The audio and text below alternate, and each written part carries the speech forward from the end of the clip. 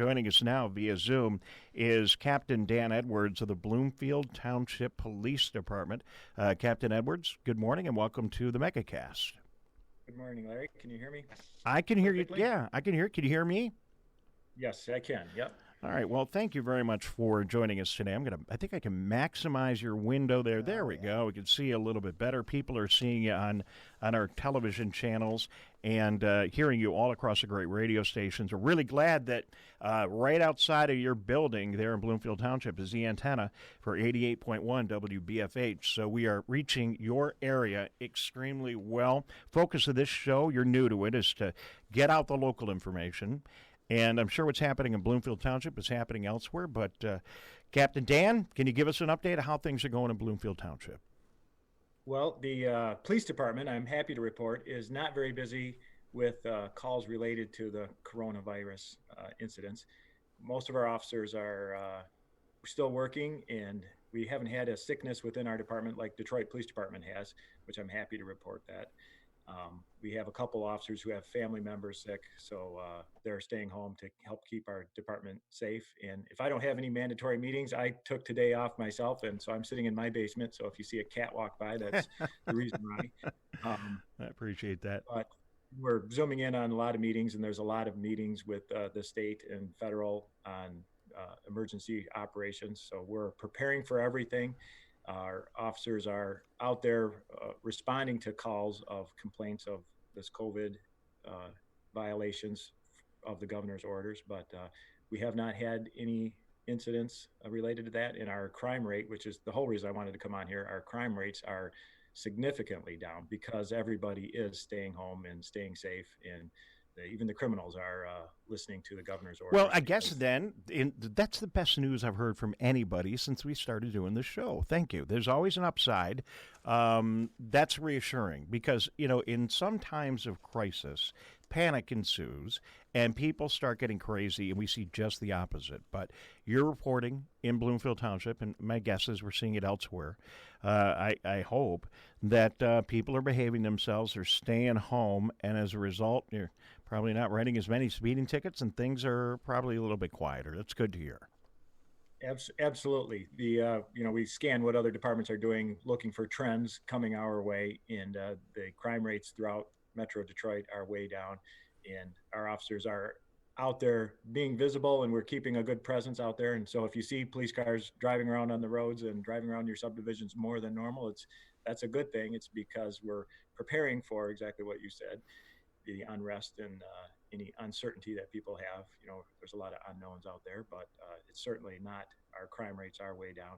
We have had a lot of calls of complaints of people violating the governor's orders and the health code. So we've gone to a lot of golf courses and businesses that should be closed, and we talk to them and make sure that they're aware of what the governor's orders are. And if they're violating them, we just talk to them, and we've had voluntary compliance from absolutely everybody. Captain Dan Edwards is joining us in the Bloomfield Township Police Department. Captain Edwards, we're hearing very similar reports from other agencies around our service area. And I don't know any of the people that we've talked to in the show, West Bloomfield, Kego, Sylvan Lake, the other departments that we're going to continue to talk to, that they have had to arrest anybody. For the most part, it's to remind folks. It's kind of crazy. You do scratch your head right now, thinking, and probably even more so today, that people would head out to the golf course. But you love to golf. It's 60 degrees outside. I can understand how they might slip somebody's mind, and they might not be thinking about the governor's order and get the clubs out.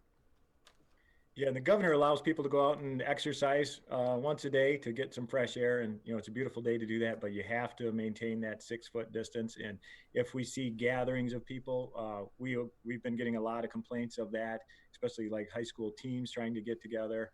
And so we will respond to those incidents, and we'll have a conversation with them and, advise them what the governor's orders are. And we have been responding to quite a few of those type of calls. And like I said, everybody's absolutely willing to comply. And we have not made any arrests on this, and it's our intention to not make any arrests on this. And if there's businesses that are violating it, like I said, we will document it on a police report, and we'll review it hopefully after this whole incident is over as to what would be the appropriate enforcement action. But for now, everybody's been very compliant with the governor's orders and with our requests if they are violating the orders. And another thing, Larry, I wanted to point out Mm-hmm. is that I've heard rumors that people are concerned that officers are stopping cars and questioning people and looking for violations, which is not true. Throughout our course of business, if we run into somebody, we'll just have a regular conversation with them, but we're not stopping cars, looking to arrest anybody and looking for violations or anything like that. So your officers wouldn't randomly pull over a car going down Telegraph just to see if they are an essentially, quote unquote, essential worker. That wouldn't be the reason that you would intervene with somebody. That is a great question. Absolutely not. Nope, we're not. We're not in a martial law state where we would be doing anything like that. No, that's reassuring for me, and I don't think we need to do that yet. Right. It's possible we'll get there. I hope not. I don't see it happening, but and it's very similar, Captain Dan Edwards of the Bloomfield Township Police Department, what we are hearing from others. I assume you are also communicating. Your department is communicating with your neighborhood departments and other folks around the state to make sure you're all on the same page and there and available to help if needed. Yes, absolutely. And our biggest concern that we have, like you said, possible civil unrest, but we have seen zero issues with that. Yeah, our biggest worry right now is that 50% of our officers will be off sick, and how are we going to continue to maintain the services and be out there? So we've got contingency plans to work with other agencies, especially in our 911 centers. We're really worried about that because those people are stuck in the same room. So we're quarantining that room, and then we're not letting anybody in there except essential people in there. And we've got contingency plans to coordinate our resources with surrounding agencies if a virus does hit one of the centers.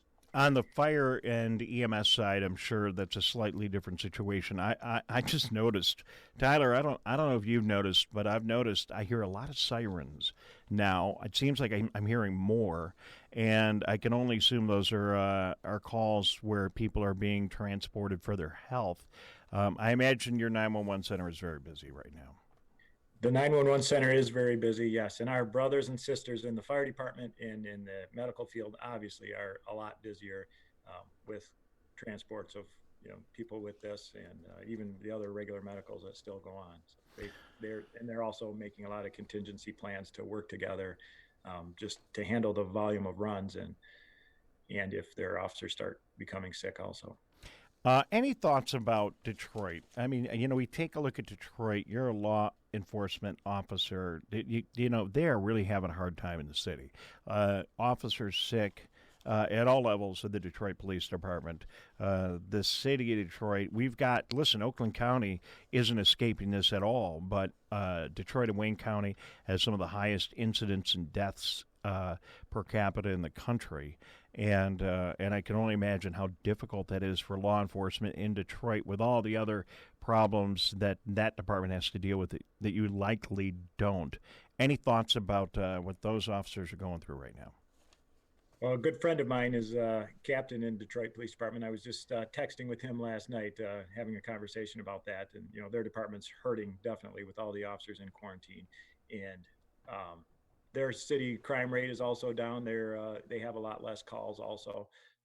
They're certainly in a tough spot right now with all their officers that are out and with their chief being out also. But they're a very strong department and they're on a good path and they're doing the best that they can right now in a difficult situation. Captain Dan Edwards, Bloomfield Township Police Department. Thank you for joining us. You know what? You made news.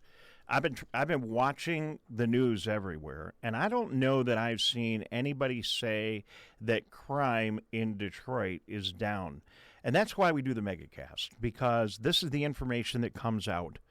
I can see that not being a very sexy story for the national media, and quite honestly hasn't come up with any of the other law enforcement officials we've talked to.